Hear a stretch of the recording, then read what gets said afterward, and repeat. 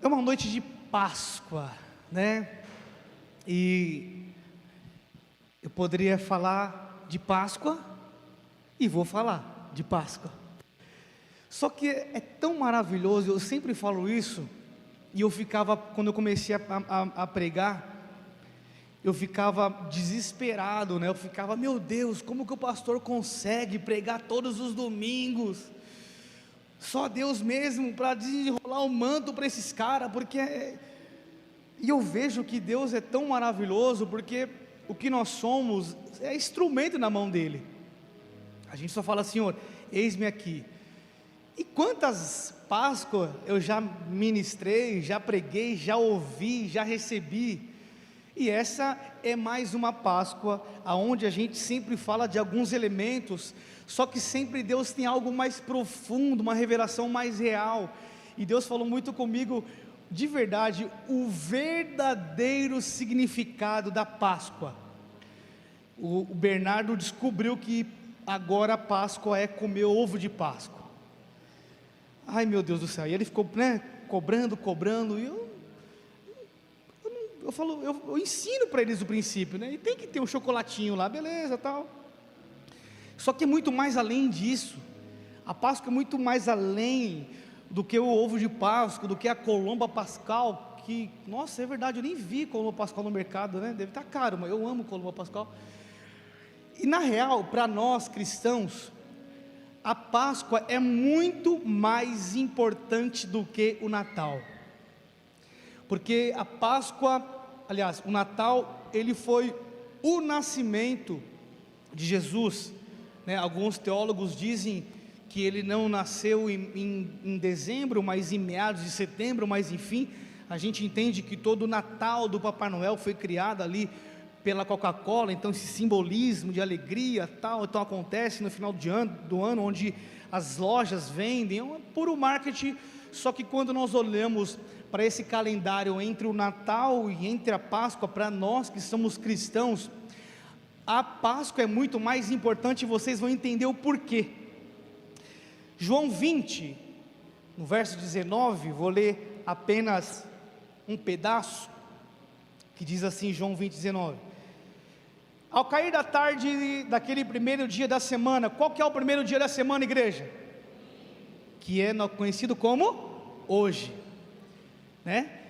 Ao cair da tarde daquele primeiro dia da semana, estando os discípulos reunidos, as portas trancadas, por medo dos judeus até aí. Hoje é domingo, os discípulos reunidos, todos ali estavam trancados em uma casa, assim como nós estamos hoje trancados nesse ambiente de igreja, reunidos, mas a palavra fala que eles estavam reunidos com medo. E do que eles estavam com medo? A palavra fala que eles estavam com medo dos judeus, dos líderes religiosos ali, que eles estavam com medo da morte. Até então o maior medo da humanidade, ela é a morte. Quando eu sempre falo que não tenho vergonha alguma de dizer, eu não tenho medo de rato, eu tenho pavor de rato. Eu descobri que tem outro também, o Diego, cadê o Diego? Está por aí, da Paloma? Não está, mas o Diego também tem pavor. Quem tem pavor? Homem que tem pavor de rato? Oh, você também, você, mestre, lutador de jiu-jitsu, de Muay Thai, pavor, isso, glória a Deus. Medo não tem medo, o bagulho é pavor, né? Só que o maior pavor, às vezes, o maior medo, então não é medo, é pavor, porque o que nós temos medo é da morte nós temos medo. Eu morro de vontade de pular de um bungee jump, mas o medo é de estourar a corda e eu cair de cabeça e morrer, não é? Então o nosso maior medo na realidade é morrer. E esses homens que assim eu declarei, eram os discípulos de Jesus. A palavra fala que eles estavam trancados e com medo. E aí você começa a entender, fala, poxa, os caras andavam com Jesus, eles assentaram à mesa com Jesus, teve o maior intensivão de expulsação de demônio, de amor, de milagres, de cura. Eles andaram com Jesus por 3 anos, vendo, convivendo, olhando, aprendendo a andar com Cristo. Mas a palavra fala que eles estavam com medo. Tiveram um curso realmente intensivo, eles provaram, eles viram o milagre, mas eles estavam ali travados com medo. Então, independente das experiências sobrenaturais, igreja, que eles tiveram com Jesus, eles tiveram medo. O que passa a nos revelar que é muito normal nós cristãos ter medo, por um momento da nossa vida, ter falta de fé, ter vontade de desistir, ter dúvidas, dar uma oscilada. É parte da nossa vida passar por esses momentos. Apesar de todo o entendimento que eles tiveram com Jesus ali, eles não creram em um detalhe de uma revelação de Cristo. Às vezes passa despercebida, por isso que eu falei, eu já ministrei várias vezes Páscoa, mas às vezes passa alguma letrinha despercebida, e que quando Deus chama a nossa atenção por esse versículo, a gente fala: poxa, achei, a revelação está aí, o discernimento está aí. Então, igreja, muitos de nós já nos encontramos ou estamos como esses discípulos, amém? Trancado ali, com medo, e nós também já tivemos muitas vezes milagres, já vimos milagres, já contemplamos milagres, já andamos pelo milagre, já tivemos experiência com Deus, já presenciamos ali tantas coisas na nossa frente. Quem já vivenciou um milagre aqui? Eu acho que todos nós, exemplo claro e bem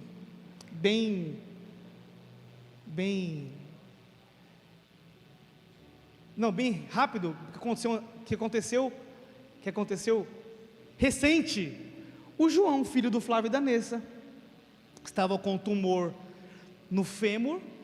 Ele precisaria tirar o tumor, depois precisaria retornar ao médico para fazer uma outra cirurgia, para fazer preenchimento na ponta do fêmur, e foi decretado pelos médicos que ele teria sequelas, e a sequela que ele tem hoje é de ser um mestre de Gil, vive postando nas suas redes sociais a marombice lá, malhando, né? Você vê um milagre de Deus. Então, quem nunca viveu um milagre? Nós somos alvos do milagre. Aonde a pastora não podia ter filho, e não só um, temos 2 filhos. O Val é um milagre, ele sempre comenta sobre o casamento dele. O Marquinhos é um milagre, ele era cyberpunk, era emo. Então a gente tem milagre. O Johnny era vegano. Não, vegano, nada contra vegano, eu vendo produto vegano, estava quase, né? Quem é mais um milagre? Você era o que, Fábio? Você é um milagre também, né? Você está entendendo que nós somos milagre? Deixa eu olhar, o Alisson é um milagre. Se ele não tivesse, imagina, eu falei para eles, eu falei: cara, se você não tivesse conhecido a Jesus, onde você estaria, velho? Você fica brisando nessa, tipo, se não tivesse conhecido a Jesus, onde eu estaria agora? Feriadão, pensa. Eu lembro de umas últimas loucuras que eu vivi na minha vida, quando Nostradamus tinha previsto que o mundo ia acabar, aonde ia dar o bug do mundo, né? O bug do mundo lá. Eu peguei e saí correndo, falei: se o mundo for acabar, eu quero estar na praia. Acabou que não acabou, e graças a Deus nós estamos aqui. Então, milagre, nós temos milagres.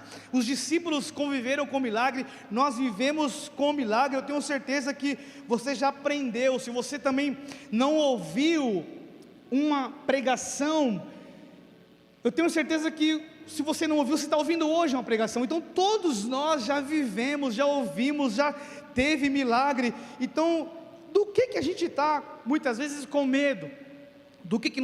Por que nós ficamos trancados, né? Tudo isso que nós já vivemos com Jesus, tudo isso que nós aprendemos, tantas palavras proféticas que nós recebemos da nossa conferência profética, tantas palavras que recebemos que saiu desse altar, tantos direcionamentos e palavras que saiu das ministrações de cura, enfim, e muitas vezes nós nos encontramos com medo, trancado dos nossos próprios problemas e emoções, mas as palavras e as promessas proferidas, aonde estão? Então é normal a gente muitas vezes passar por essa situação que os discípulos passaram lá. Então muitas vezes, se eu conheço a Jesus, se eu sei que Ele é o Cristo, é o Filho do Deus vivo, é o poderoso Yeshua HaMashiach, que foi, mas vai voltar, então por que eu estou com medo? Por que eu fico tão ansioso? Por que eu não consigo muitas vezes dormir? Por que minha mente fica conturbada, preocupada com aquilo que há de eu comer amanhã? Por que eu estou preocupado com algo que não aconteceu? A palavra preocupado, você se ocupa com algo que ainda não aconteceu, amém?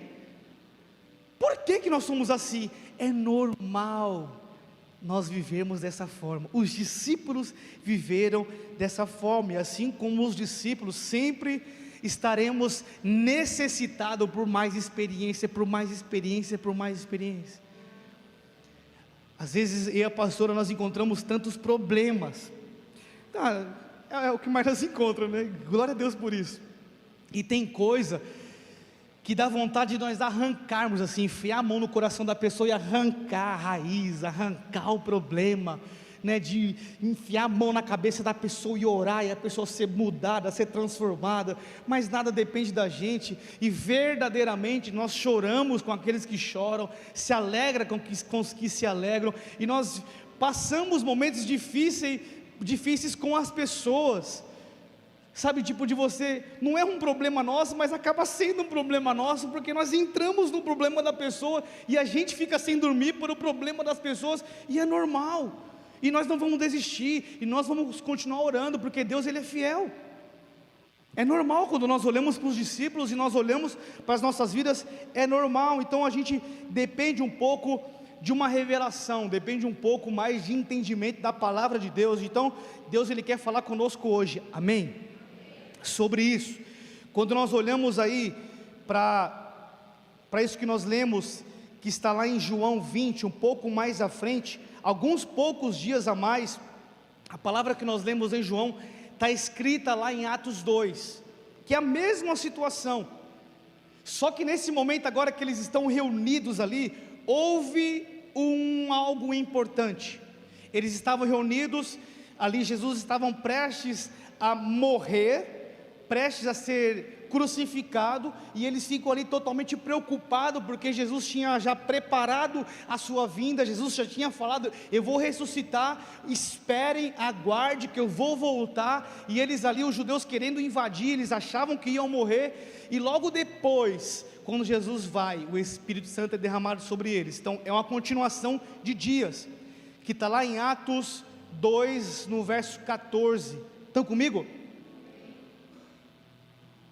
E diz assim, Atos dos Apóstolos 2, verso 14, então Pedro levantou-se com os 11, em alta voz, dirigiu-se à multidão, homens da Judéia, e todos que vivem em Jerusalém, deixe-me explicar isto, e ouçam com atenção, para por aí, cadê os discípulos que estavam com medo?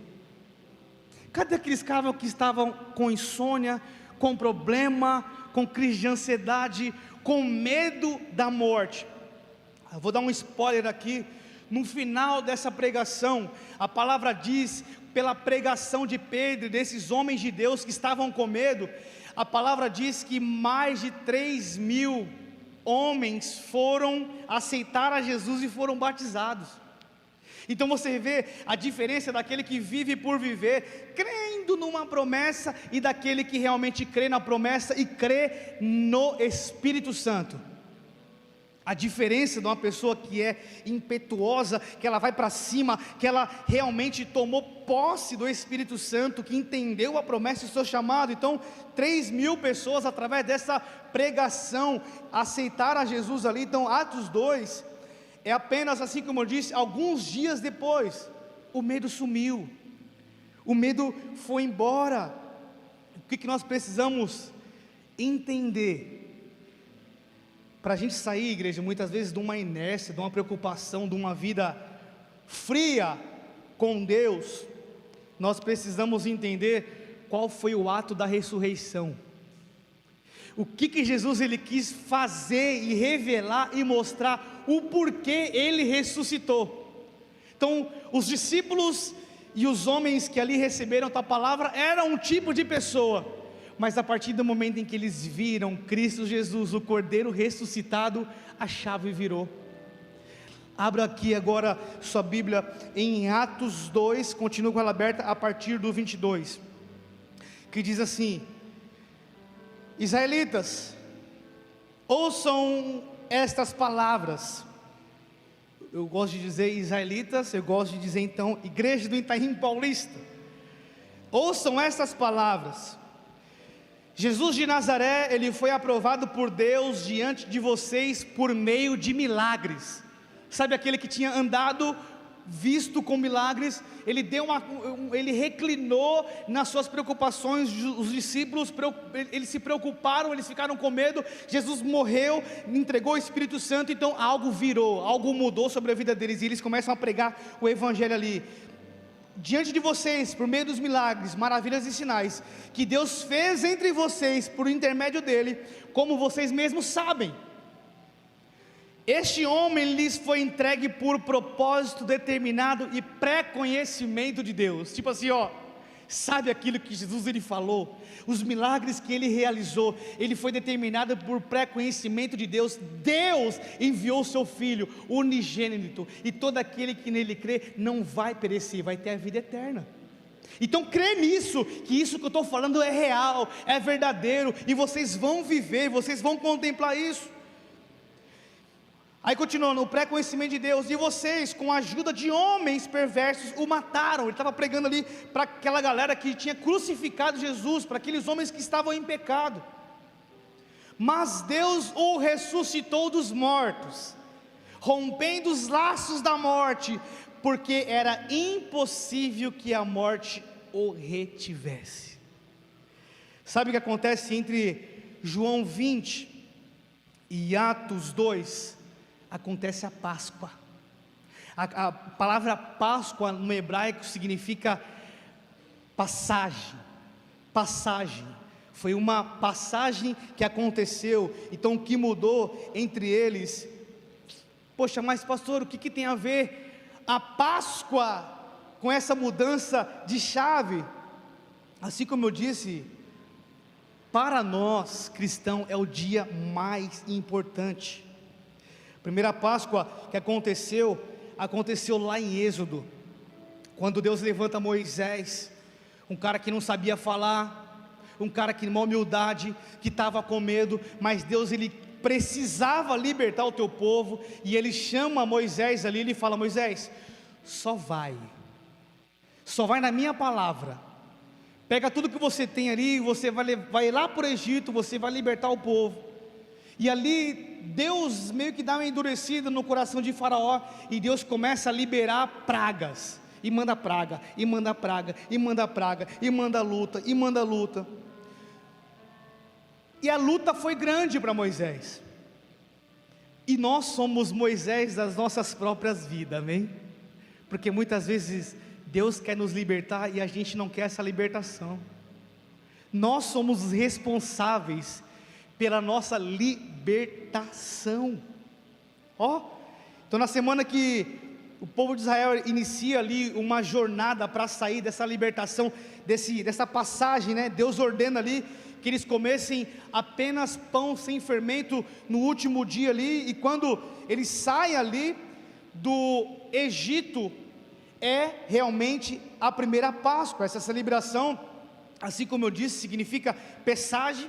A última celebração, quando eles saíram do Egito, quando eles foram libertos, houve a Páscoa, houve essa real libertação. E nessa ocasião Deus ali liberou 10 pragas para o povo de Egito.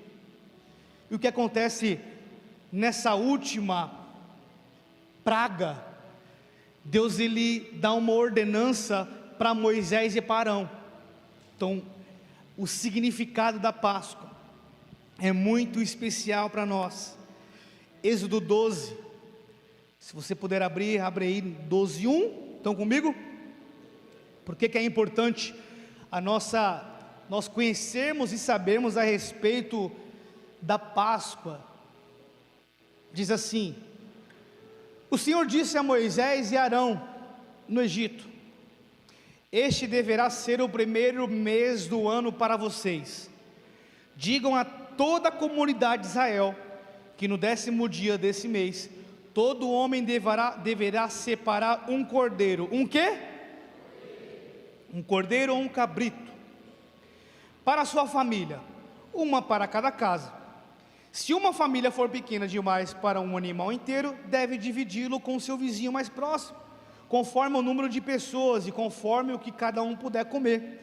E o animal escolhido será macho de 1 ano, sem defeito, e pode ser cordeiro ou cabrito. Então Deus vai lá falar assim para Moisés e para Arão, falou: ó, está tudo certo, glória a Deus, vocês vão sair, trouxeram o povo de Israel, houve a libertação, agora vai ter a última coisa que vocês vão fazer, vai simbolizar a Páscoa do Senhor. Então a primeira coisa que se fala de Páscoa no Antigo Testamento é em Êxodo, e Deus começa a dar coordenada ali para Moisés e para Arão: pega lá um cordeirinho bonitinho, sabe, tipo, que você tem de melhor, entra lá, as ovelhas são guardadas no aprisco, e os cordeiros, é onde? Peraí, cordeiro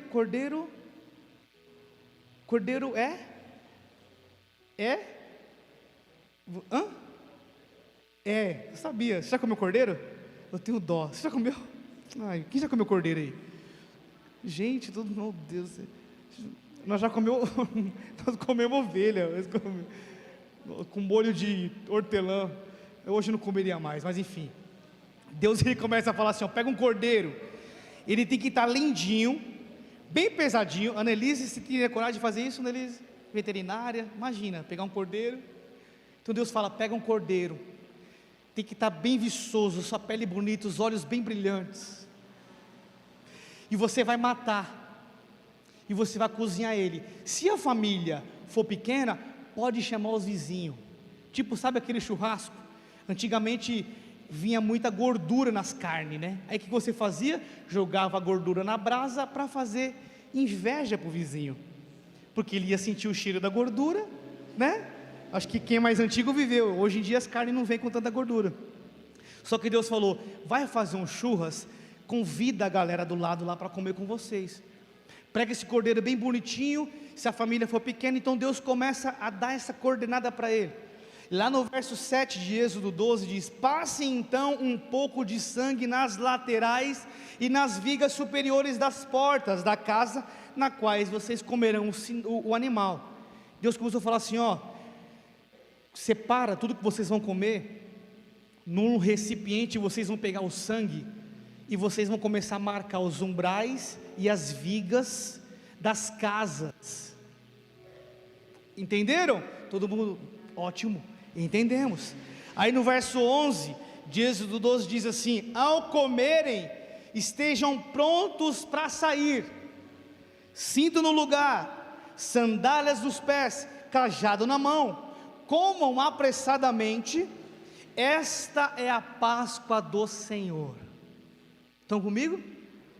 Então Páscoa não tem nada a ver com fertilidade do coelho, Páscoa tem a ver com Cristo Jesus, Ele era o Cordeiro. Isaías 9 diz muito a respeito desse Cordeiro, nós cantamos muito essa canção, quem era o Cordeiro, e Jesus lá no Antigo Testamento, ele já era esse Cordeiro. E no verso 12 continua de Êxodo 12, naquela mesma noite, olha só, presta atenção, naquela mesma noite passarei pelo Egito e matarei todos os primogênitos, tanto dos homens como dos animais, e executarei juízo sobre todos os deuses do Egito. Eu sou o Senhor. O sangue será um sinal para indicar a casas em que vocês estiverem. Quando eu vir o sangue, passarei adiante. Vocês entenderam isso? Onde o sangue do Cordeiro está, o espírito da morte não entra. Onde o sangue do Cordeiro está marcado, o espírito maligno não tem poder. Então foi necessário essa simbologia de Moisés ali dá essa ordenança: mata cada um, e onde estiver o sangue do cordeiro, ali vai ter vida e não vai ter morte. Onde eu parei? No 13. O sangue será um sinal para indicar a casa em que vocês estiverem quando eu sair e vir o sangue. Passarei adiante. A praga de destruição não os atingirá quando eu ferir o Egito. Então a última praga no dia da Páscoa era aquele que o ataque viria sobre os primogênitos. A última praga, ela poderia ser apenas evitada se houvesse sobre aquela casa o sangue do cordeiro sobre os umbrais. O que é umbral? É aquela parte de cima onde ficam as portas, as laterais, precisa estar marcada com sangue para que o espírito da morte bata em retirada. Então, eles só não matariam aqueles que eram santos? Não, amém? Eles só não matariam a casa daqueles que eram perfeitos? Não, eles só não matariam aqueles que não eram crentes? Ele só não mataria aqueles que não pecavam? Não, ele só não mataria aquele que a casa estivesse com a marca do sangue do cordeiro. A casa de qualquer um, ouviu, obedeceu, pegou o cordeiro, sacrificou, dividiu, pegou o sangue, marcou, está livre, está liberto, está legal. Deus não está interessado com a tua condição de vida, com a tua condição financeira. Deus está interessado em guardar a sua vida para que você possa ressuscitar com Ele no último dia. Ele não está interessado com mais nada. Só aqui, eu vou dar um mandamento: pega o cordeiro, corta ele, marca com sangue, que o Espírito vai bater em retirada. Simples assim. E onde não tinha o sangue do cordeiro, ali entrava o espírito da morte e matava todos os primogênitos. E naquela época, pensa no lugar como era o Itaim, cheio de criança, né? Aqui já está multiplicando, graças a Deus, né? Cheio de... Começa aqui no altar, né? Eita, os 3, Deus, cada um tem 3, né, Flavião? E assim vai. Então pensa como que era triste você ver, pelo fato de você não ter obedecido, de não ter entendido a Páscoa, que era a marca do sangue do cordeiro sobre aquela casa. O inimigo, ele tinha poder de entrar. Então a casa que tivesse o sangue, ele não tinha oportunidade. E isso, igreja, o Antigo Testamento, 400 anos antes, Jesus já estava lá como o Cordeiro Pascal. O Antigo Testamento já estava olhando lá para frente, quem seria o Cordeiro que levaria o pecado do mundo? É Ele, Jesus. Assim como João já tinha dito lá em João 1:29, no dia seguinte João viu Jesus aproximando e disse: vejam, é o Cordeiro de Deus que tira o pecado do mundo. Um jargão dos crentes: o sangue de Jesus tem poder. Tem poder? Tem poder. O sangue de Jesus tem poder, faz o céu estremecer, é isso? Errei? Se não errar, não sou eu. Mas real, vocês entendem que realmente o sangue de Jesus tem poder? Como o sangue de Cristo, ele marca uma história de liberdade, de livramento, de arrependimento. E todos aqueles que têm o sangue do Cordeiro em sua vida vencerão a morte. Assim como os primogênitos venceram a morte pelo sangue do Cordeiro, aquele que está em Jesus também vencerá a morte. Estão comigo? Tem alguém aqui? Vocês estão entendendo como que o sangue do Cordeiro, o poder do sangue do Cordeiro, que vai vencer a morte? Poxa, mas pastor, o que é vencer a morte? Vencer a morte, igreja, não é ir para o céu não. Amém? Ah, mas quem morreu venceu a morte. Não, quem morreu não venceu a morte. Quem morreu, morreu. Quando Jesus voltar, vai subir com ele ou vai ficar. Então quem que venceu a morte? Aquele que ressuscitou. Aquele que ressuscitou. E Jesus venceu a morte num domingo. Ele venceu a morte no dia de hoje. Então a Páscoa significa ressuscitou. Ele ressuscitou. Ele cumpriu a sua palavra. Ele ressuscitou. Ele venceu a morte. Apenas Ele venceu a morte. Ele é verdadeiro, Ele é real. As promessas deles não passarão em vão.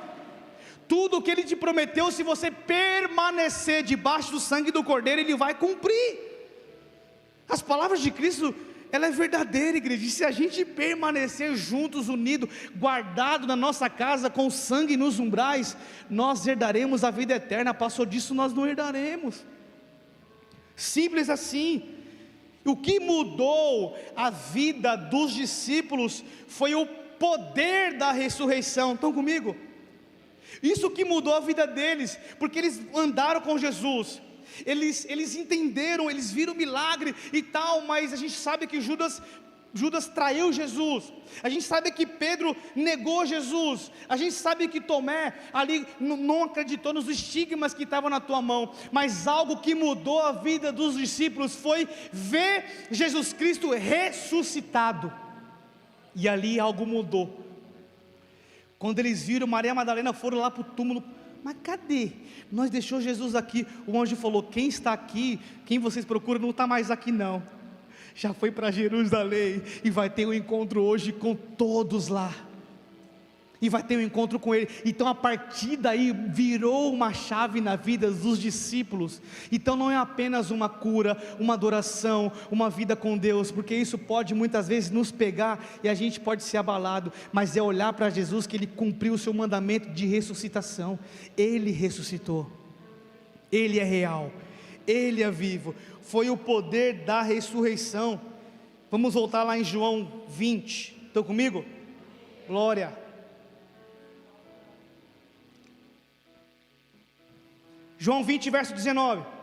Ao cair da tarde daquele primeiro dia da semana, estando os discípulos reunidos, as portas trancadas, por medo dos judeus, Jesus entrou, pôs-se no meio e disse: paz seja com vocês. Tenho dito isso, mostrou-lhe as mãos e o lado, e os discípulos alegraram-se quando viram o Senhor. Novamente Jesus disse: paz seja com vocês, assim como o Pai me enviou, eu vos envio. E com isso soprou sobre eles e disse: recebam o Espírito Santo de Deus. Se for para Jesus, pode aplaudir forte, aplauda bem forte. Aleluia! Sabe o que é mais lindo, igreja? Eles estavam debatendo na mesa: mano, estou com medo, os judeus vão invadir nós aqui, a gente falou tanto de Jesus, mas cadê Ele? Aí Jesus sobe lá, chega na casa dele e fala assim: aí, a paz seja com vocês, aquele que me enviou vai enviar vocês. Agora é o seguinte, receba o Espírito Santo, que vocês vão no meu nome. E se eu não tenho o Espírito Santo, quem sou eu? Quem somos nós para ter revelação da palavra? Quem somos nós para entregar uma adoração? Eu por eu não sou nada, mas pelo Espírito, cara, eu sou aquele que Jesus enviou. Você por você não é nada, mas você pelo Espírito, você é aquele que Jesus enviou. O poder não vem de nós, o poder vem do Espírito. Para isso que ocorreu a Páscoa, a passagem. Eles acabaram de experimentar o poder da ressurreição, o poder do Cordeiro, o poder de Jesus. Então eram umas pessoas normais, crendo às vezes naquilo que Jesus falava ou fazia, mas pelo poder da ressurreição, do Cristo ressurreto, ele falou: mano, o barato é real, vamos pregar o Evangelho. E a partir daí eles começaram a pregar, a pessoa se arrepender, curou, pregou, evangelizou, porque Cristo cumpriu com o teu chamado da ressurreição. Eles tiveram ali um encontro com Jesus. E por que isso é poderoso, igreja? Eles sabiam da promessa. Jesus tinha falado que eu vou voltar. Eles sabiam que eram os primeiros frutos.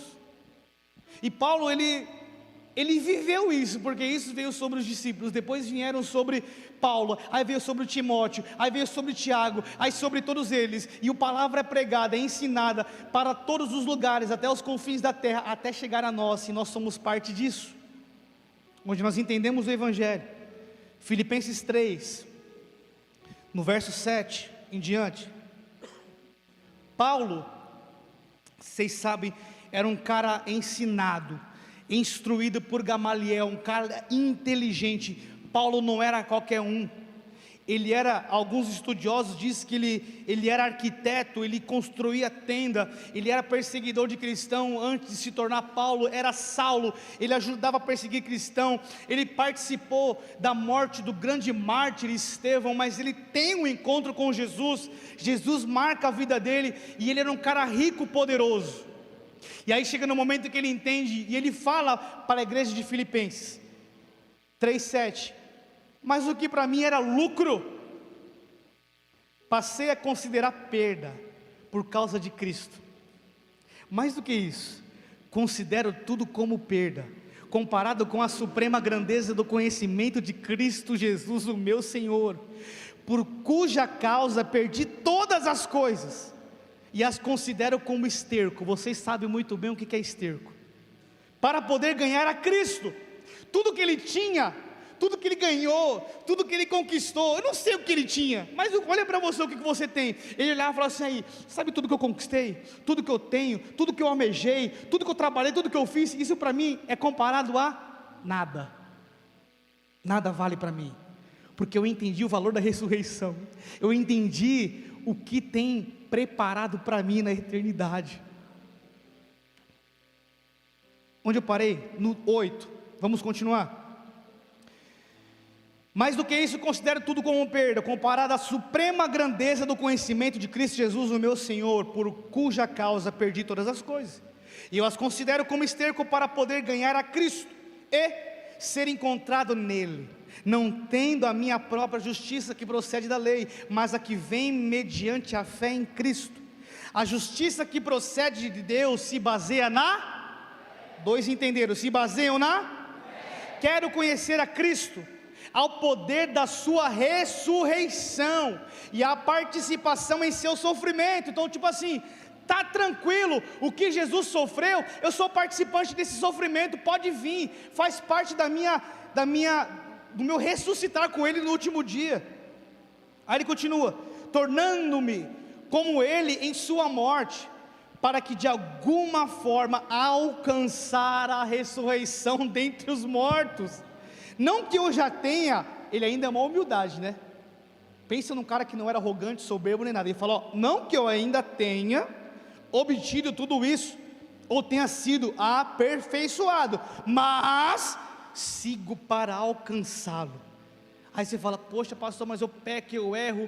Paulo, ele falou que ainda não tinha obtido, ele falou que ainda estava caminhando. Não é que agora eu sou pastor que já está garantida as promessas. Meu irmão, se eu parar de caminhar, eu fico estacionado. Eu não posso parar, eu tenho que caminhar, eu tenho que continuar, eu tenho que olhar para a cruz, eu tenho que marcar minha vida com sangue todos os dias. Eu preciso adorar, eu preciso mergulhar, eu preciso buscar revelação.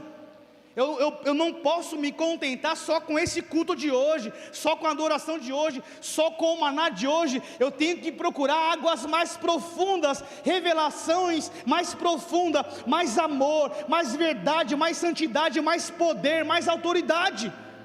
Eu não posso me contentar só com aquilo que eu tenho hoje, porque amanhã vai ter outro dia. A palavra fala: basta cada dia o seu mal. 12, toda hora eu paro. Não que eu já tenha obtido tudo isso ou tenha aperfeiçoado, mas prossigo para alcançá-lo, pois para isso também fui alcançado por Cristo Jesus. Vocês, nós, vós, eles, fomos alcançados por Cristo. Nós fomos alcançados por Cristo. Fala bem alto. Eu fui alcançado por Cristo. O sangue dele está sobre a sua vida, está sobre a sua casa. A alegria dele está sobre a sua vida, está sobre a sua casa. E você e a sua casa serão uma bênção em nome de Jesus. Em nome de Jesus, você e sua casa serão uma bênção pelo sangue do Cordeiro, em nome de Jesus. Ele continua no verso 13: irmãos que estão aqui, era para você estar aqui. Às vezes você está falando: poxa, mas eu convidei fulano de tal e não veio. Não era para ele vir, era para você estar aqui. Se você está assistindo, era para você estar assistindo. Mas se você estiver assistindo depois de domingo, é para você também. Irmãos, não pensa que eu mesmo já tenha alcançado. Mas uma coisa faço, uma coisa faço, esquecendo-me das coisas que ficaram para trás. Sabe, tipo, 5 minutos atrás, eu já esqueci das coisas ruins que fizeram ou que eu fiz. O que Paulo fala? O cara, mano, Paulo, eu acho que era para pagar muito preço alto, porque ele fez muita coisa com os crentes. Jesus me salvou, me libertou, me pagou um alto preço, derramou o sangue dele sobre a minha vida. Então sabe o que eu faço agora? Eu esqueço das coisas que ficaram para trás. Sabe por quê? Nenhuma condenação há para aquele que está em Cristo Jesus, é uma nova criatura. Às vezes o passado vai vir atrás de você, olha quem você era, olha o que você fez, volta de novo, ou quando você cai, a acusação vem na tua mente, vem no teu coração, olha aí, você não consegue, cara, olha para Jesus, olha para essa palavra, olhando e alcançando o alvo da cruz. Nós somos imperfeitos, existem vários santarrões que arrotam santidade. Um dia nós veremos quem é e quem não é. É você e Deus, é você dentro do teu quarto, trancado, adorando ao Senhor. Ele diz: prossigo para o alvo, a fim de ganhar o prêmio do chamado celestial de Deus em Cristo Jesus. E qual que era o prêmio que Paulo estava angariando? Ressuscitar com Jesus no último dia. Então você acha que vai ser difícil? Óbvio que vai ser difícil, só que é olhando para o alvo, é olhando para Jesus, é olhando para a cruz, porque Ele, apenas Ele é o poder da ressurreição, é deixar tudo que nos prende, e nos prender verdadeiramente nele. Depois de verem Cristo ressuscitado, eles entenderam tudo. Meu Deus, tudo que Jesus pregava, tudo que Ele falava, tudo que Ele fazia, era verdade. Lembra dos discípulos no caminho de Emaús? Caminhando, Jesus colou no caminho, trocando ideia com eles, e os dois lá, Jesus aí, falou que viria, que destruiria o templo no meio, no terceiro dia, o véu ia rasgar, só que não aconteceu isso. Jesus falou: Zé Mané, vamos para tua casa, vamos sentar à mesa. Quando sentaram à mesa, as escamas dos olhos dos caras caiu. Como não queimou o nosso coração? Ele estava andando conosco no caminho e nós não percebemos. Às vezes Jesus caminha conosco e nós não percebemos. Jesus, cadê o Senhor? Ele está aqui. Eu estou aqui, velho, fica tranquilão. Ele caminha conosco, Ele anda com a gente. Então, depois de verem Cristo, para os caras foram normais o que eles passavam. Pedro ressuscitado de ponta cabeça, Tiago foi morto, apedrejado. Está tranquilo, porque eu vou ressuscitar com ele no último dia, porque perder e morrer em Cristo é lucro, velho. Quer matar? Pode matar. Quer arrancar minha cabeça? Pode arrancar, porque agora eu entendi que Ele ressuscitou, e morrer nele é totalmente lucro para nós. E tantos outros que foram martirizados, só que em meio aos louvores, eles adoravam a Deus, eles buscavam a face de Deus, e eles venceram a morte, porque primeiramente Jesus venceu. E se eles olham para Jesus, ele fala: está tudo certo, está tudo ganho, Jesus já pagou um alto preço naquela cruz, e vai dar tudo certo, velho. Só que agora eu preciso continuar com essa coroa de salvação na minha vida, eu não posso olhar para trás. Então eu sou um cara, eu sempre falo que eu sou apaixonado por Jesus.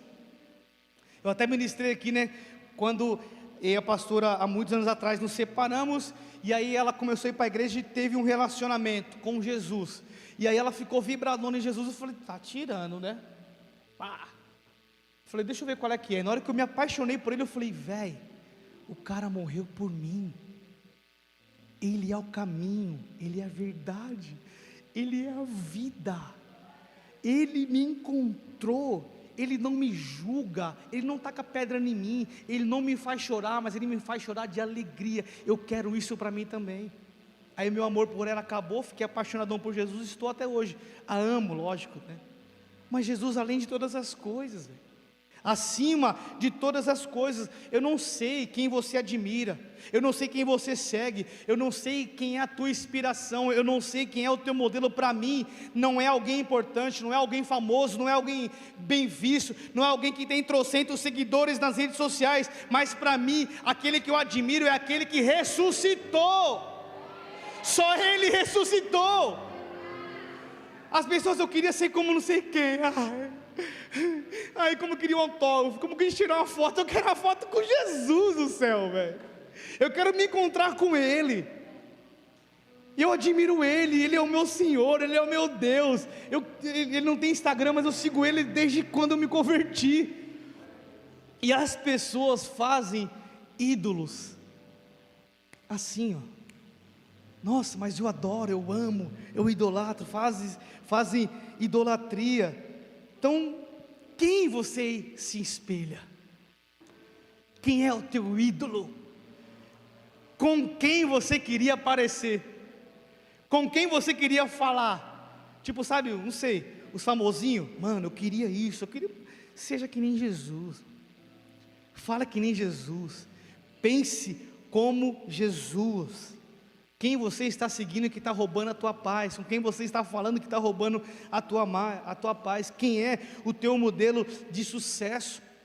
Filipenses 3, 10, 7, aliás, Paulo lhe declara: mas o que para mim era lucro, para ser considerado perda por causa de Cristo. Quando a gente se converte, primeira coisa que acontece, eu começo a perder amigo é coisa para se guardar. Perdeu muito amigo, Johnny? Até família, né? E nunca mais voltou. É dessa forma. A gente começa a ir para a igreja, mano, e é muito real.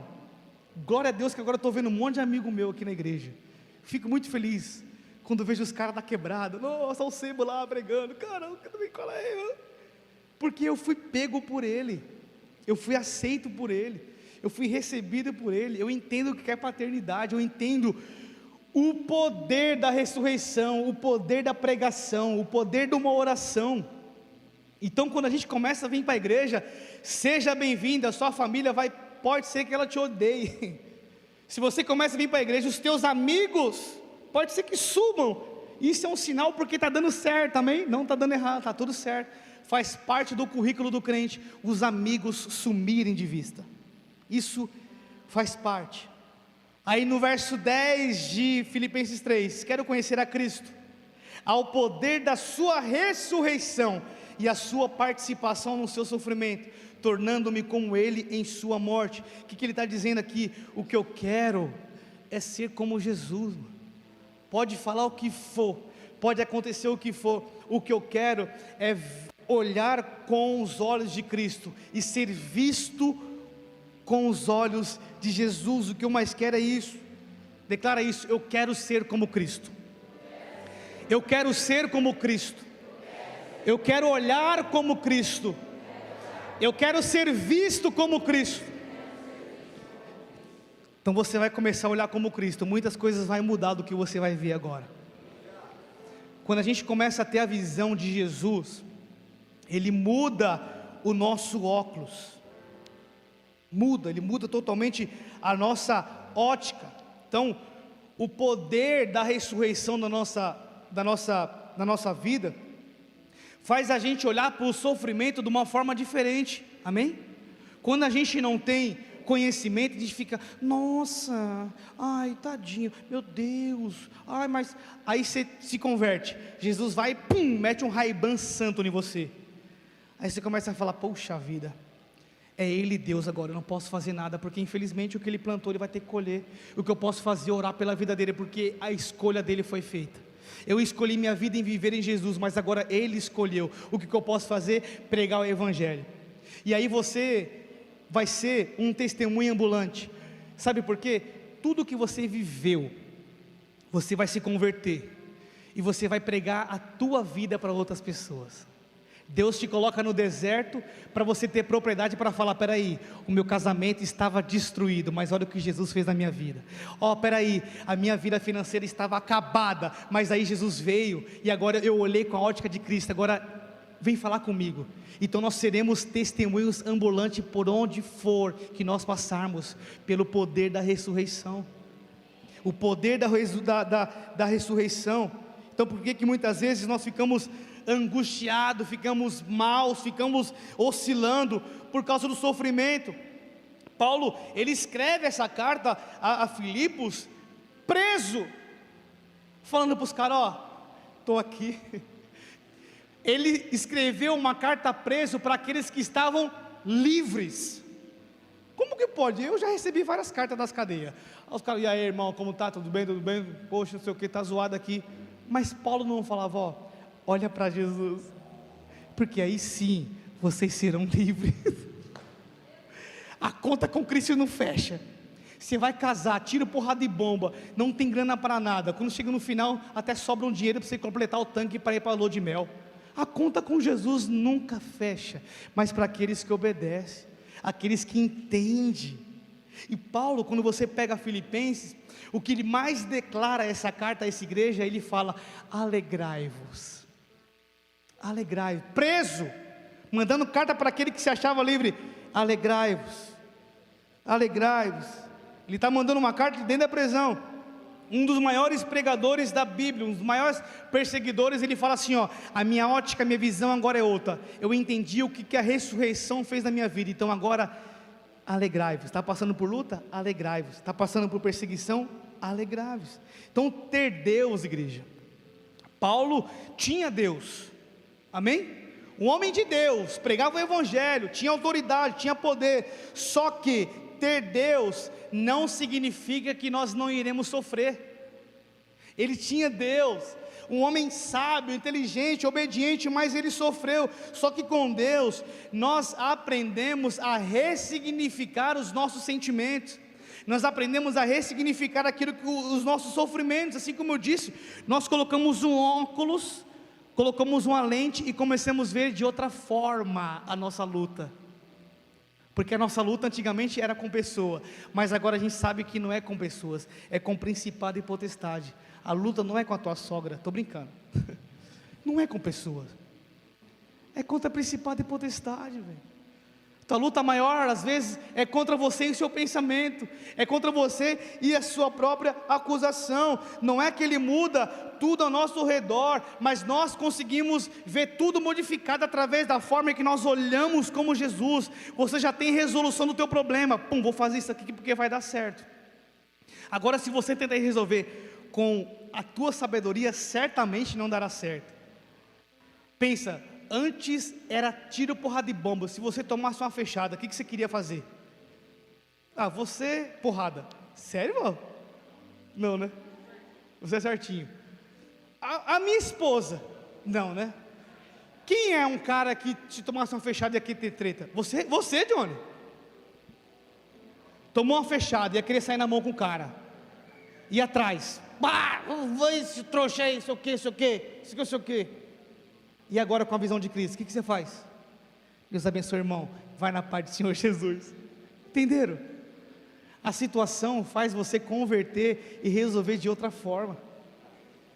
Jesus, ele muda a tua ótica, Jesus, ele muda o teu comportamento. Então a partir de Cristo, o poder da ressurreição, o sofrimento, ele tem um ressignificado, as lutas têm um ressignificado. Então sofrer, igreja, não nos destrói, muitas vezes sofrer nos aperfeiçoa. A gente aprende no sofrimento, eu estou sendo aperfeiçoado, nessa luta eu vou aprender alguma coisa, nessa tempestade eu vou aprender alguma coisa. Então o que eu não posso é desistir, o que eu não posso é blasfemar, o que eu não posso é questionar Deus. Está sendo difícil, mas o poder da ressurreição vai mudar a minha história, porque a tua promessa eu vou obedecer e pronto. Ele muda. Pedro, depois de se convertido, depois do poder da ressurreição, está acabando, amém? 1 Pedro 4, no verso 13 diz assim, Pedro já crentão, sangue nos olhos, cheio do poder de Deus, ele começa a falar assim, alegrem-se, à medida que participam do sofrimento de Cristo. Então, o que ele está falando aqui para a igreja? Está sofrendo? Está sendo participante do corpo de Cristo. Está difícil? está tudo certo, hein? Porque vocês estão participando do sofrimento de Cristo, para que também, quando a sua glória for revelada, vocês exultem com grande alegria. Então nós sofremos agora, para quando a glória dele descer e ele vir buscar, nós seremos participantes da tua alegria. Estão entendendo, igreja? Aí ele continua no verso 14: se vocês são insultados por causa do nome de Cristo, felizes são vocês. Sai, você agora é crente. Vamos beber uma, vamos pegar uma, vamos fumar um, vamos dar um tiro, vamos não sei, o quê? Se vocês são insultados por causa disso, está tudo certo. Você fala, sou crente, irmão, agora já era, tá ligado? Não quero mais não, mano, sou crente agora. Então nós seremos insultados. Então o Pedro fala assim, ó, se você foi insultado pelo nome de Cristo, felizes são vocês. Se alegra por isso, fica felizão. Pois o Espírito da glória, o Espírito de Deus reposa sobre vocês. Só que só reposa se vocês forem insultados. Ó, quem foi insultado, o Espírito da glória e o Espírito de Deus reposa em vocês. Se algum de vocês sofre, que não seja como assassino, como ladrão, criminoso, ou como quem se intromete em negócios alheios.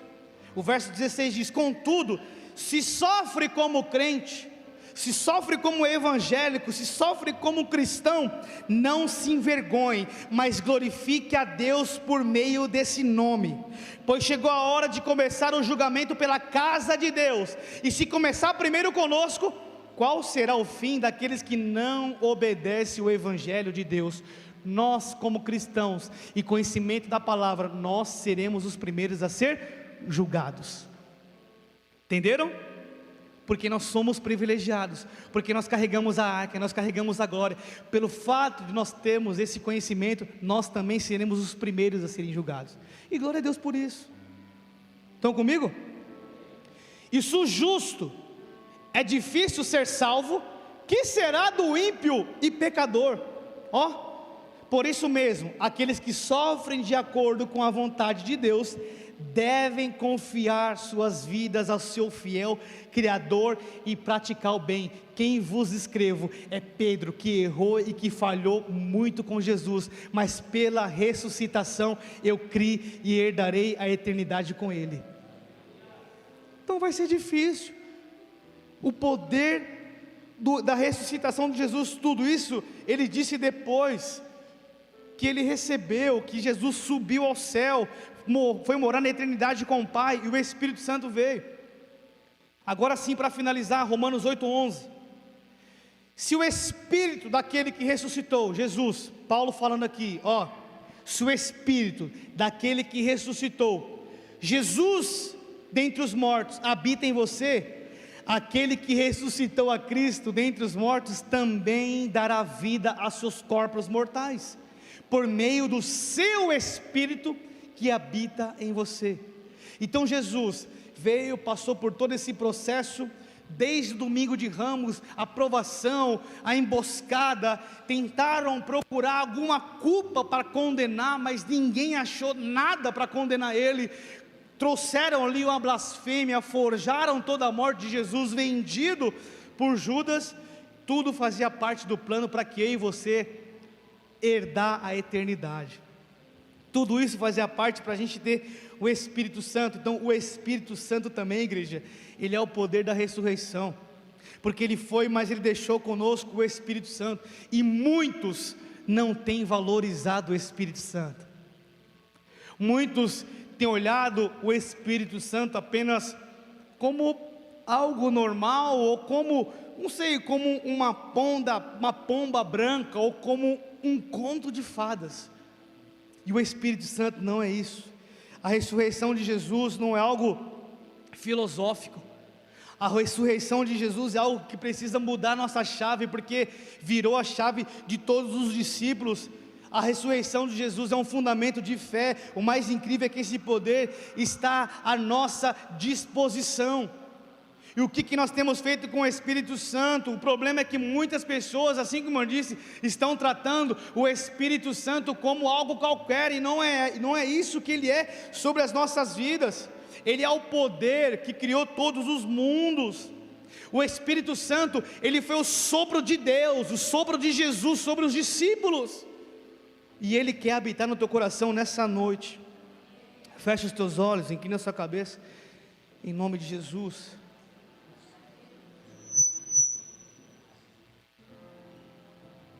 Esse poder está dentro de nós.